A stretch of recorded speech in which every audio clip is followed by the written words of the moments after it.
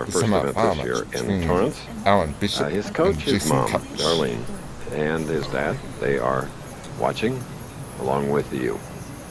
22 years old, looking for that first win.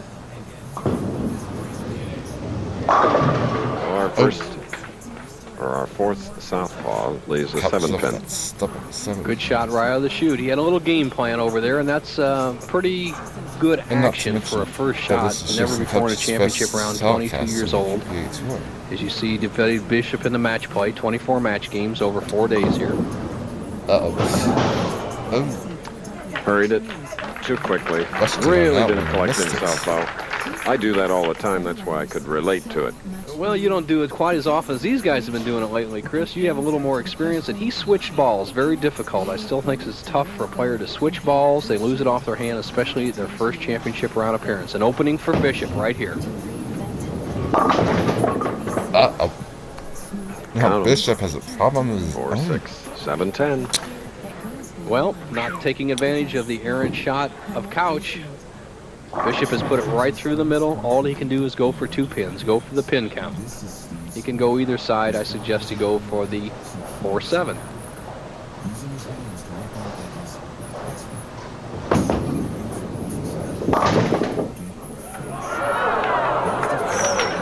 Well now. Yikes, almost make a big 4, too. That ball that powerful, Bo? Well, he put a lot of speed on it, and what happens is usually you slide the 4-pin over, but watch the pin action as the ball drives the pins into the pit. The 7-pin bounces off the ball and takes out the 10, almost gets the 6. The big 4 conversion, we've never had that before. Bishop almost makes it. Both players open the match with 9 counts in the first.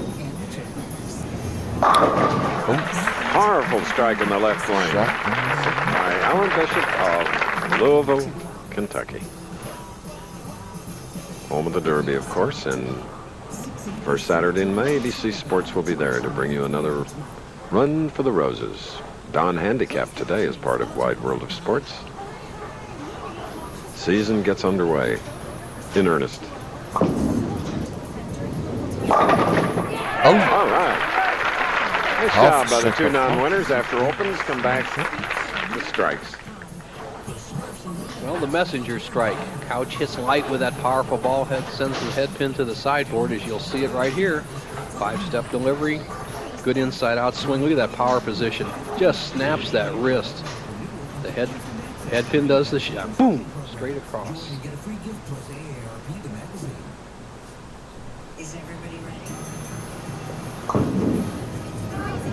All right. Jason Couch. Rookie season doubling. Awfully good. I watched this young man all week long. He shot a 300 game last night in the 41st game, almost catching our tournament leader, Jess Stayrook.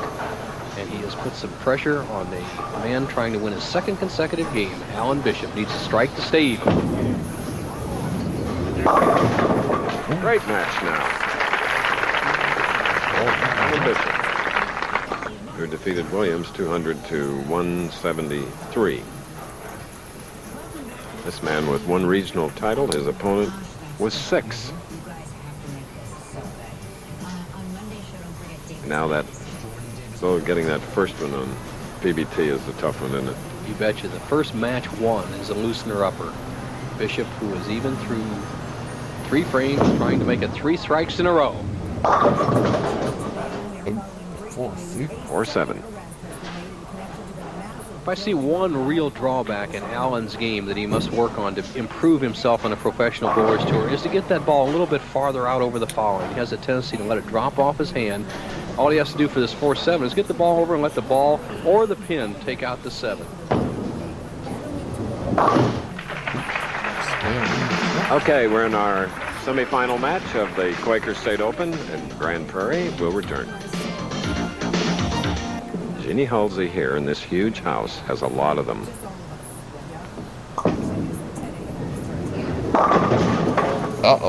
And Jason T. Couch of Winter Garden, Florida, who is rolling along so beautifully now, has left the 2, 4, 7, 8. 5 lefties have gotten into the finals of this terrific championship, where today the winner will receive $36,000. This is our fourth, only one left, and that's the tournament leader, Jess Stayrook. All right, beautifully done. Experience of a veteran. You can see it coming through. Okay, Bo. Thank you, Chris. Our tournament leader, Jess Stayrook. Jess, you're the only player with real championship round experience. Do you have any tricks up your sleeve for your opponent in this final game? No, I really don't have any tricks up my sleeve. I'm just going to go out there and be myself, be aggressive, try to take control of the match, and see if we can come away with winning the title. Well, he's already got a game plan. He's got the experience. He knows how to win. We'll see what happens in about 25 minutes. Good luck, Jess. Back to you, Chris. Okay. Thank you, Bo.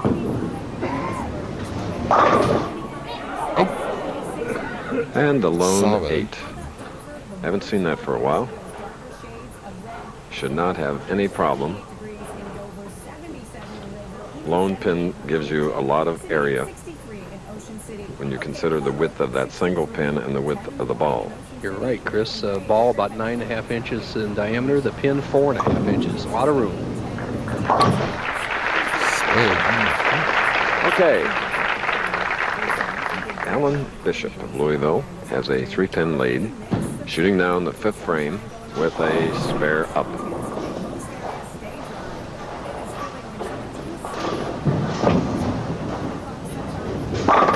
Oh, yes. Bishop shots. Alan's a 6-footer. He 202 pounds. Immediately following us, ABC.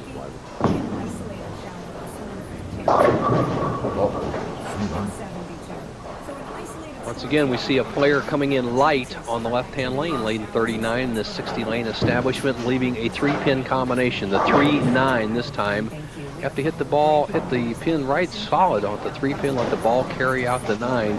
And Jess Stayrook, our tournament leader, Chris, said that there's not much of adjustment you have to make, that the left-hand lane's only a board tighter. He looks very confident against one of these players. We'll see what happens. Okay. Now we get another look at Jason Couch. Two shoes, Couch. Well, Jason Couch has switched a sliding shoe on his right foot and a pivot shoe, or a much harder shoe for the pivot foot, the left shoe. So he pushes off with the left and slides with the right. Needs that to maintain his balance and get that power. Oh. Stubborn 7. Disappointed. 7-pin. Jason, who had a 300 game this week, has been very impressive in his 4 tournaments I've watched him. He has good ball speed. He has a pretty good arm swing inside out. He has a lot of power on every ball. He doesn't quit on any balls, and that's really the essence of a power player. You got to be a freewheeler. Jason Couch could have gone on tour last year, but opted for a strong 92 unveiling. Well, Bo, when I had a chance to come out for a few stops last year, I really didn't have the money to go the full year, so I opted to stay, at home, bowl the regionals, so I could come out beginning in Torrance for Rookie of the Year status. I think I have a good chance at winning Rookie of the Year as long as I keep bowling good, and I have the money to go the whole distance now. All right. In our semifinal match, more of it in a moment. We'll help so much by Texas Scottish Rite Hospital. Look what they did for me, 50th anniversary in broadcasting. A paper quilt reminding me of all the great times I've had. I thank them. Ooh. Very nice, Chris, and a very nice strike by Alan Bishop. You see him kind of pursing his lips right there as he throws the ball really wide. It hangs on the edge, and he has a 4-pin lead. And really, that's the shot that they were playing most of the week. But it's a little tougher under the championship round sudden death format to give it that much room. Now let's see the lane that everybody has had trouble with so far today, lane 39. Bishop needs a strike here to extend his lead to 14, 8th frame. It wasn't pretty, but it works. A crossover shot. And now he has put the pressure on newcomer Jason Couch. And Chris, he was talking about staying eligible for Rookie of the Year. If he had come out and bowled more than 3 tournaments, you give up your eligibility for Rookie of the Year. So he disdained the fall tour, and now he's full-time here in 1992. Semi-final game, needs a strike. He 8th frame to cut Bishop's lead to 4.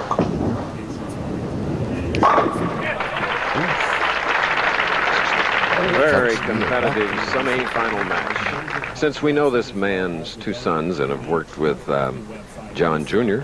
and John III, we want to wish Mr. John DeLisa Sr. Success with surgery on Monday at Lenox Hill in New York. Awfully nice man, I'm sure. Now we'll see Couch, a power player, starting to the extreme right, drifting a little bit towards the center, playing the ball in this area. A lot of speed, a lot of power. I think this man's going to be around for a while. He can take the lead.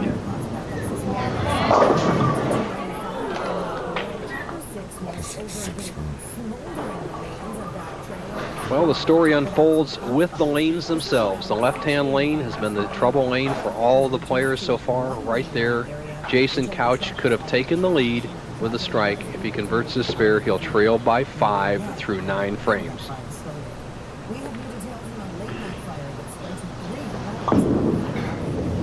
All right.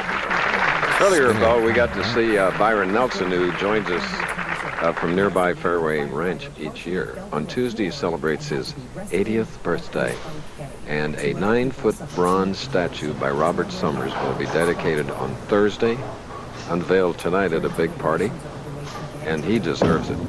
No doubt. And this man deserves a lot of attention. Tomorrow, ABC Sports tips off the season premiere of Domino Pizza's college basketball, a regional doubleheader, first at 1:30 Eastern, 10:30 Pacific. UCI Bruins take on the Louisville Cardinals. That's where this man is from, who's bowling now. Or North Carolina meets rival Georgia Tech. Then in Game 2, it's the key conference showdowns as Kentucky tangles with LSU. Ooh. Lucky. Well, Bishop could have closed the door on Couch with a strike right there, but he's left the match up for grabs. Right now he's going at a 2:15 pace if he converts the spare. If he does anything less, Couch can get up and throw some strikes and win the match. So he needs a spare and 8 to win.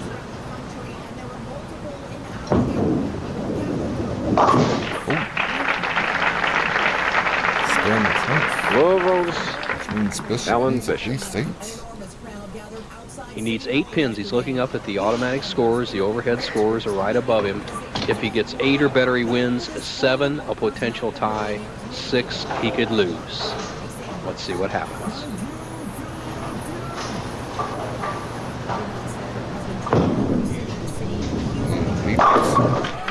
And he did it in grand fashion, winning his second match.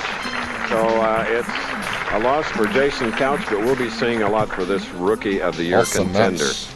Our presentation, Professional Bowlers